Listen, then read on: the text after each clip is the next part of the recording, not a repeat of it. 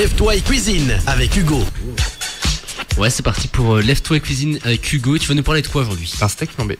Un steak flambé, c'est parti pour la recette. Bon, alors on commence à un peu complexifier les choses, on va dire, par rapport aux dernières fois. Aujourd'hui, on va faire un steak flambé. Ne vous inquiétez pas. Ne vous inquiétez pas, le flambage, c'est pas difficile, hein. C'est bien d'accord? Bon, alors pour le steak flambé, il vous faudra un steak, ce qui est un peu logique quand même quand on parle de steak flambé, je pense. Il vous faudra du jus de veau, de la crème et du poivre vert pour faire la sauce au poivre vert. Ok. Pour faire la sauce au poivre vert. Tout d'abord, on va commencer par cuire le steak. Ça dépend pour la cuisson, saignant, à point, ou etc. Hein, toutes les autres cuissons. Ce que vous voulez, ça sera la même chose de toute manière.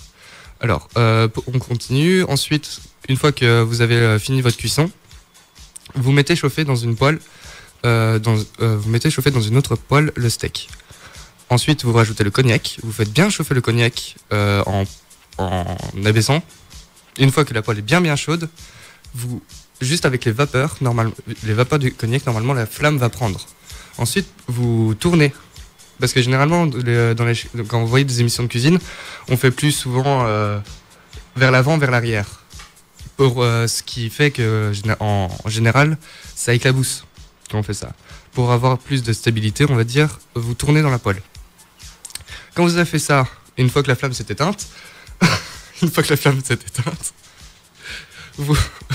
Pardon, excusez-moi. Une fois que la flamme s'est éteinte, vous pouvez mettre le steak sur une assiette préalablement chauffée pour qu'il reste chaud. Vous rajoutez dans la même poêle, pour garder les sucs de cuisson, vous rajoutez le jus de veau ainsi que la crème et le poivre vert. Ensuite, vous chauffez, vous mélangez correctement. Une fois que c'est chaud, vous salez, vous poivrez. Vous pouvez mettre un petit peu de piment si vous voulez. Ça rajoute toujours du peps quand on met du piment. C'est vraiment, j'en mets tout le temps. Je trouve que ça rajoute un peu de peps à la nourriture. Vous mélangez, vous goûtez, vous faites goûter si vous voulez faire goûter à vos partenaires.